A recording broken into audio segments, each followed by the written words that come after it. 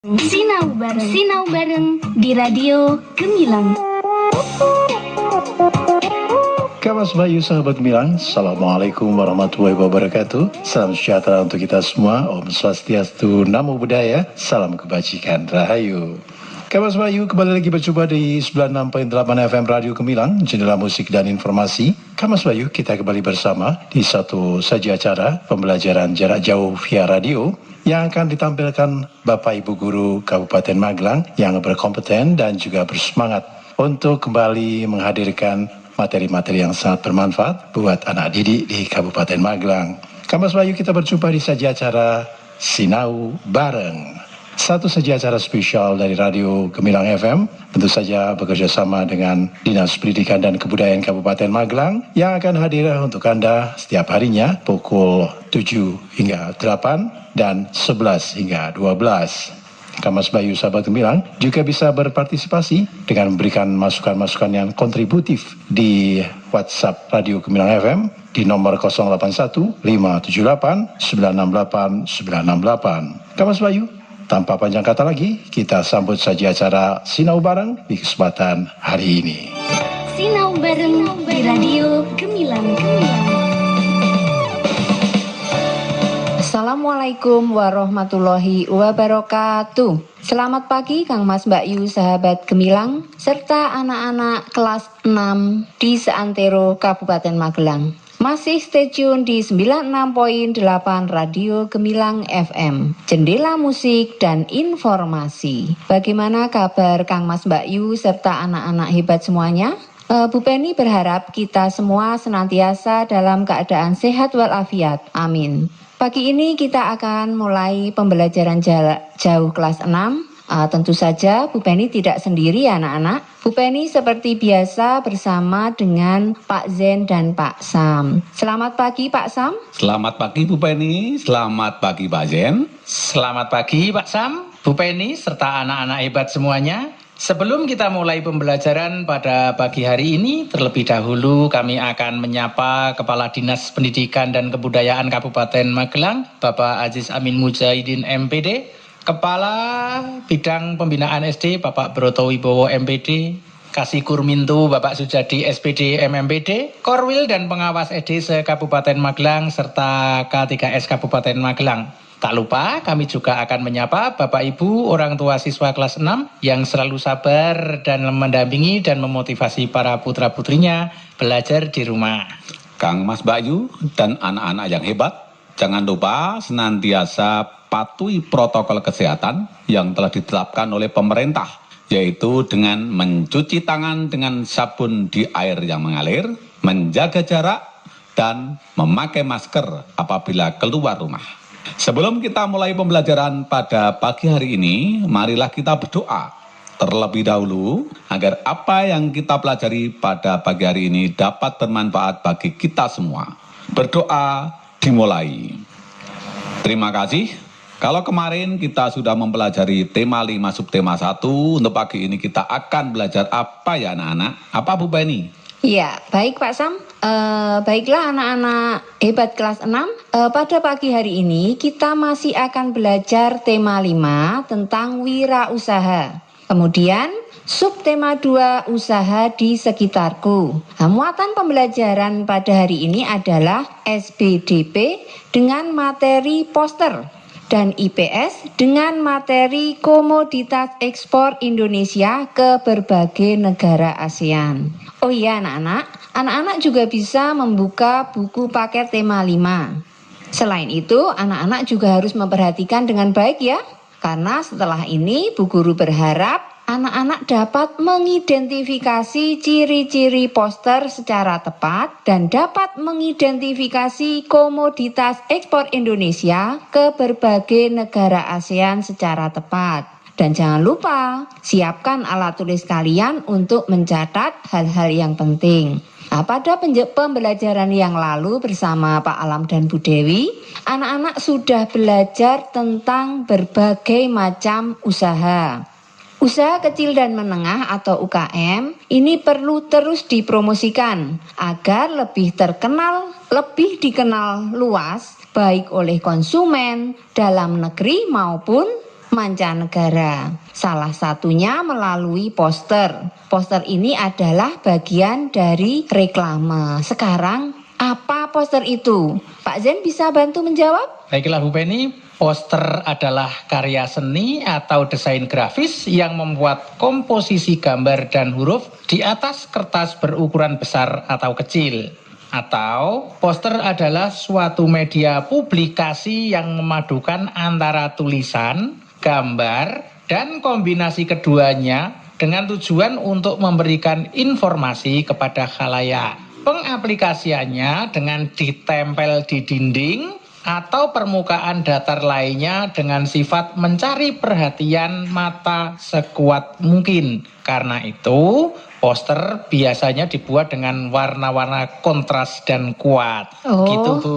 Begitu Pak. Iya. Berarti poster ini dipasang di tempat keramaian dan strategis ya Pak ya? Iya Bu. Seperti sekolah, pasar, perkantoran, fasilitas kesehatan, dan lainnya. Sehingga informasi yang disampaikan oleh poster ini bersifat mengajak. Nah, kemudian fungsi dari poster adalah untuk memberikan informasi tambahan mengenai sesuatu kepada masyarakat luas. Jadi diharapkan dengan melihat dan membaca poster, tujuan dari si pembuat akan tersampaikan melalui tulisan dan gambar yang ditampilkan. Oh begitu.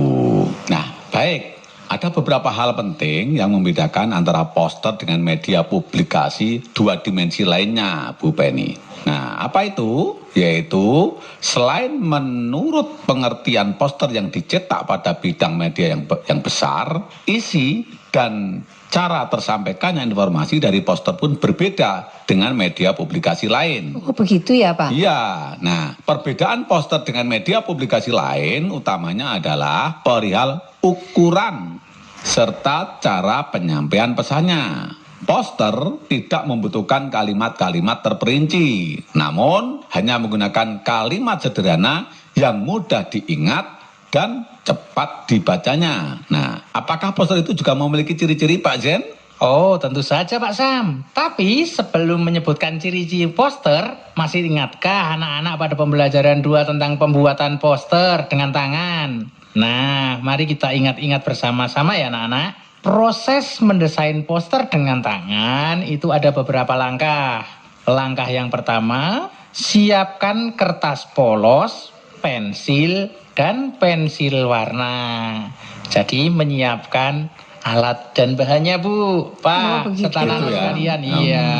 Terus? Yaitu kertas polos, pensil, dan pensil warna. Kemudian dalam kegiatan ini merancang poster dengan tangan bisa sangat menyenangkan. Kamu akan mengetahui beberapa hal yang akan membantu postermu tampak indah dan menarik. Langkah yang kedua adalah pilih kertas polos sesuai keinginan. Ketika kamu merancang poster dengan tangan, kamu dapat menentukan ukuran kertas sesuai keinginanmu. Mau seberapa lebar yang dibutuhkan, Gitu maka ya. kalian bisa menentukan. Langkah ketiga apa Pak Zen? Langkah ketiga, buatlah 3 garis tipis. Intinya dapat saya ceritakan seperti ini Pak penjelasannya. Jadi pada bidang gambar kertas polos tadi diberikan garis tipis di 2 bagian, yaitu 6 cm dari atas kertas dan 6 cm dari bagian bawah kertas. Oh begitu, atas dan bawah ya Pak Zen? Iya, jadi nanti ada 2 garis pakai pensil yang 6 cm dari atas dan 6 cm dari bawah. Jadi kertas polos tersebut akan terbentuk menjadi 3 bidang. 6 cm, yang tengah agak luas, kemudian yang bawah Bawahnya 6 juga cm 6 lagi Bu Penny. bagian bawah. Iya, begitu, Iya. Pak. Kemudian langkah yang keempat, buatlah judul. Nah, di langkah keempat ini maka dituliskan judul. Di mana letak judul? Di mana Pak Zen? Di mana Pak? Pada bagian kertas tadi yang 6 cm di atas. Begitu. Yang di Nah, atas. itu cara membuatnya. Betul, 6 cm yang di atas kertas itu adalah untuk tempatnya judul, Pak. Begitu ya. Oh, iya. Iya.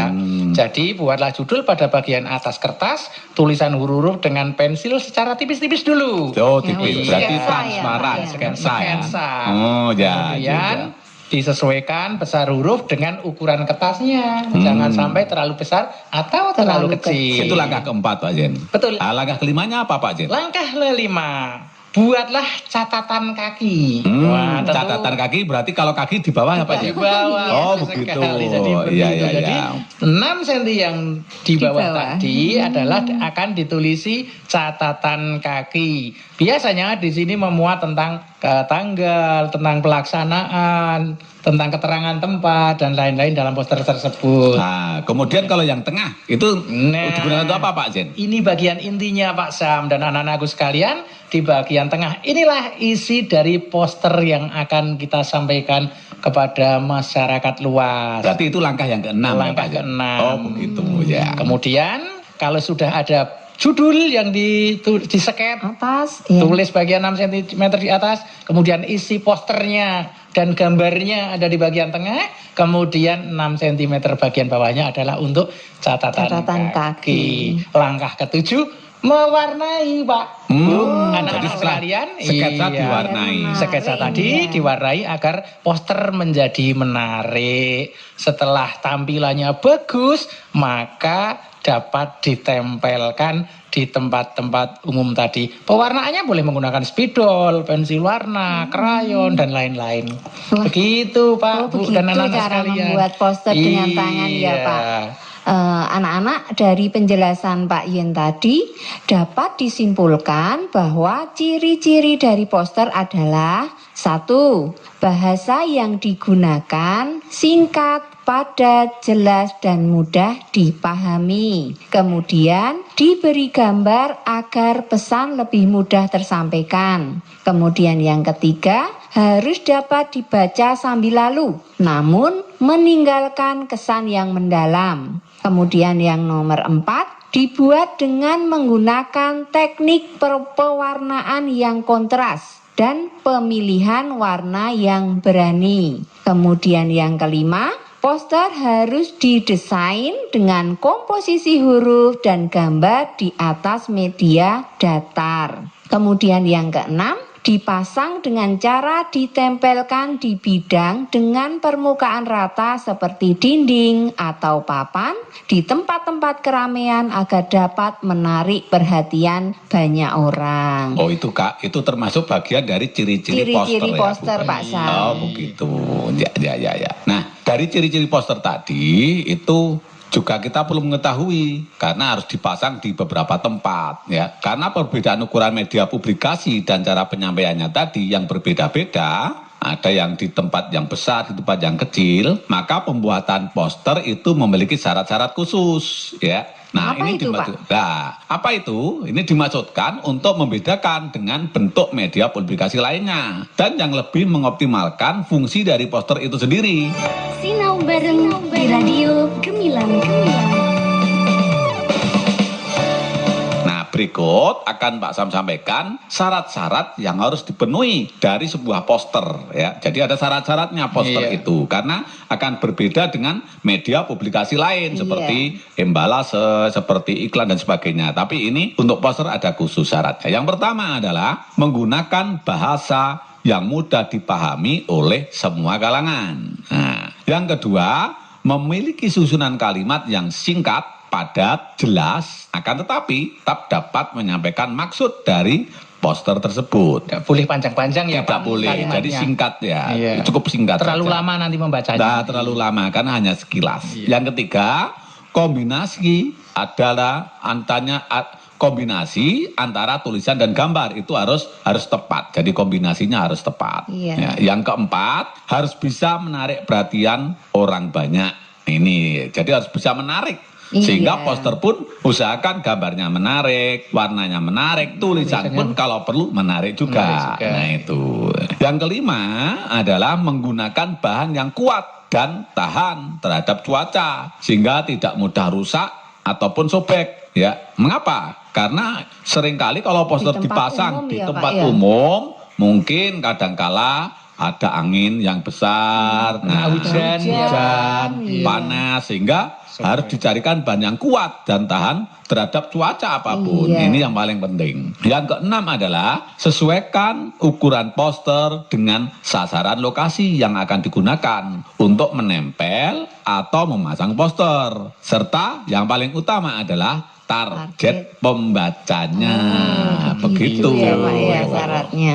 Nah, begitu Pak Jen? Oh iya, Nah, terima kasih Pak Sam. Bagaimana Pak Jen? Jadi, selain mengenai ciri dan syarat poster, perlu diketahui pula hal-hal penting mengenai poster. Dengan demikian, poster dapat lebih sesuai dengan target pembaca. Di bawah ini adalah hal-hal yang perlu diperhatikan dalam pembuatan poster. Untuk menarik perhatian, buat poster yang memuat gambar yang mencolok agar menggugah rasa penasaran orang. Penting ini Bu. Itu yang pertama ya, anak-anak. Pak Jen, ya? Iya, jadi warnanya yang mencolok, gambarnya yang ngejreng Menarik, begitu.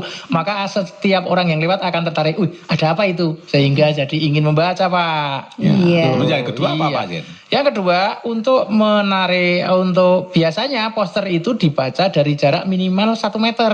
Maka harus dipastikan untuk memilih bentuk dan ukuran huruf yang mudah terbaca meskipun sambil lalu, Pak. Pak, begitu. Iya. Jangan terlalu kecil, nanti orang yang lewat susah untuk membaca dan tidak tahu maksud dari poster tersebut. Apalagi Pak Jen? Pembaca poster adalah orang yang sedang bergerak. Oleh sebab itu istilah poster dengan tulisan yang efektif, sugestif, dan mudah diingat. Oh, Iya. sambil lewat ya, Sambil Pak, ya? lewat, membacanya nanti sambil lewat. Maka harus yang efektif, sugestif, dan mudah diingat. Berkesan begitu. Apalagi Pak Jen Kemudian yang lain mungkin? hindari keinginan untuk mengisi penuh poster dengan gambar dan atau tulisan karena akan menurunkan keinginan orang untuk membaca secara detail. Jadi harus pas komposisinya, jangan terlalu banyak gambar atau terlalu banyak Rame tulisan, sekali terlalu ya, rame, Pak. maka tidak menjadi menarik Pak poster itu. Hmm. Perhatian komposisi keindahan dari poster agar semakin menarik perhatikan masyarakat secara luas. Begitu Pak. Oh, begitu. itu ya, Iya. itu yang perlu diperhatikan ya, Iya. ketika harus Selain- membuat iya. poster.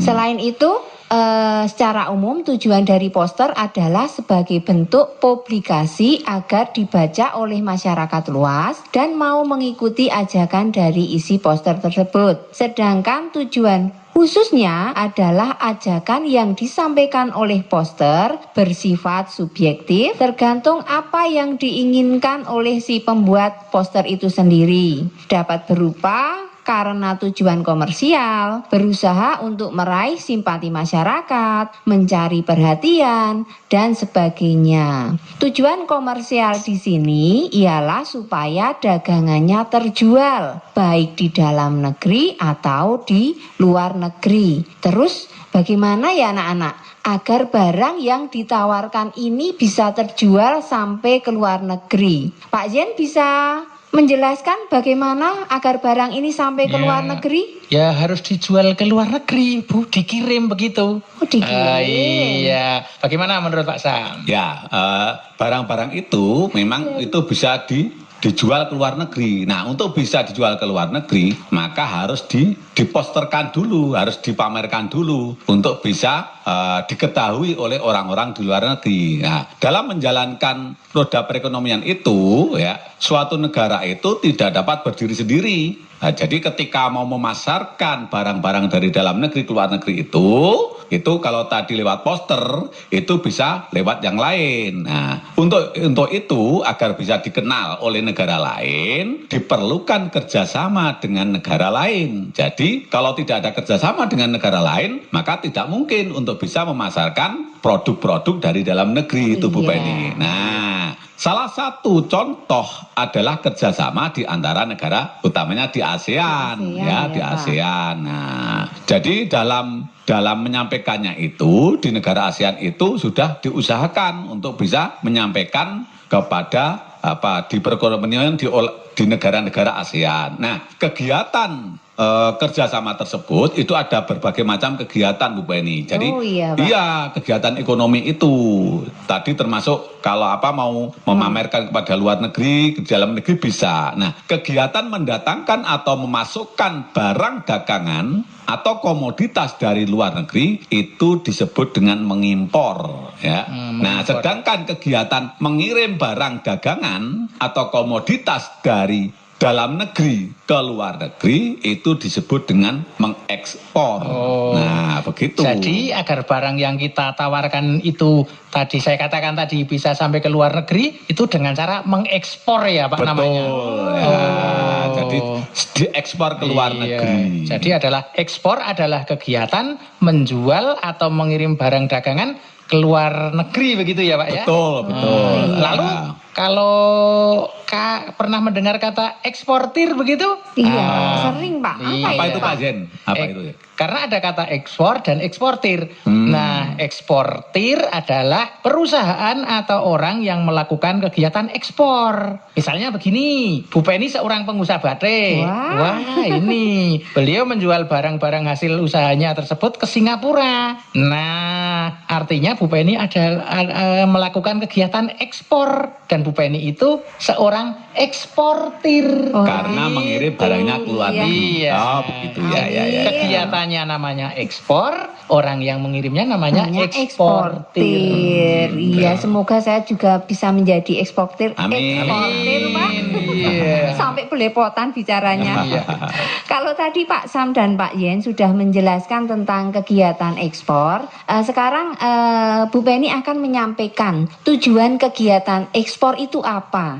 Nah, anak-anak perhatikan ya. Tujuan kegiatan ekspor antara lain 1. Meningkatkan laba perusahaan melalui perluasan pasar serta untuk memperoleh harga jual yang lebih baik. 2. Membuka pasar baru di luar negeri sebagai perluasan pasar dalam negeri. Yang ketiga, memanfaatkan kelebihan komoditas yang telah dimiliki. Jadi kalau di dalam negeri sudah mencukupi akan diekspor ke luar negeri. Ya, begitu ya. Dan yang keempat adalah membiasakan diri bersaing dalam pasar internasional. Ya. Begitu Pak Syam. Iya, baik. Kang Mas Mbak Yu dan anak-anak kelas 6 se-Kabupaten Magelang yang hebat-hebat.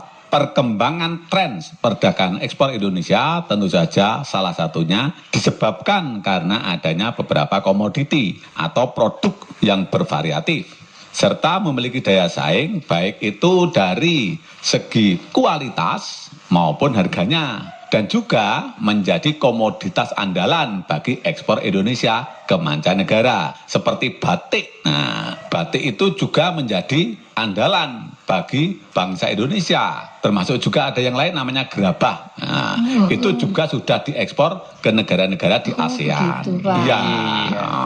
Ekspor merupakan salah satu yang menjadi faktor penentu perekonomian di setiap negara termasuk Indonesia. Mengapa demikian? Karena dengan melakukan ekspor, pendapatan negara dapat bertambah dengan adanya devisa.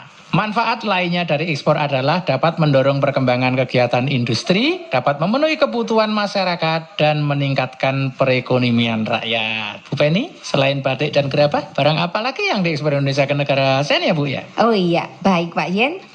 Komoditi ekspor dari Indonesia ke negara ASEAN adalah 1. Hasil kelautan seperti ikan, udang itu diekspor ke negara Thailand. 2. Hasil perkebunan seperti kopi itu diekspor ke negara Malaysia dan Myanmar. 3. Hasil tekstil seperti batik, pakaian, dan kain itu diekspor ke Singapura dan Malaysia. Yang keempat adalah barang elektronik juga diekspor ke Malaysia dan Singapura. Nah, itu tadi adalah beberapa komoditi ekspor dari Indonesia. Anak-anak hebat tentunya bisa menyebutkan komoditi ekspor yang menjadi andalan kita ya. Anak-anak bisa mencari di buku, internet, dan bertanya kepada orang tua kalian. Baiklah anak-anak, sudah cukup banyak materi yang kami sampaikan pada pagi hari ini. Untuk tugas kalian di rumah, silakan anak-anak jawab pertanyaan di bawah ini. Pertanyaan pertama, sebutkan ciri-ciri poster. 1. Sebutkan ciri-ciri poster. 2. Jelaskan pengertian ekspor. 2. Jelaskan pengertian ekspor. 3. Tuliskan komoditas yang diekspor Indonesia ke berbagai negara ASEAN. 3. Tuliskan komoditas yang diekspor Indonesia ke berbagai negara ASEAN. Tugas dikumpulkan pada guru kelas masing-masing ya anak-anak. Untuk memperdalam pengetahuan, kalian juga bisa mempelajari buku paket tema 5, subtema 2 untuk kelas 6. Ya, terima kasih Pak Jen. Dan untuk mengakhiri pembelajaran jarak jauh pada pagi hari ini, marilah kita tutup dengan berdoa. Berdoa dimulai.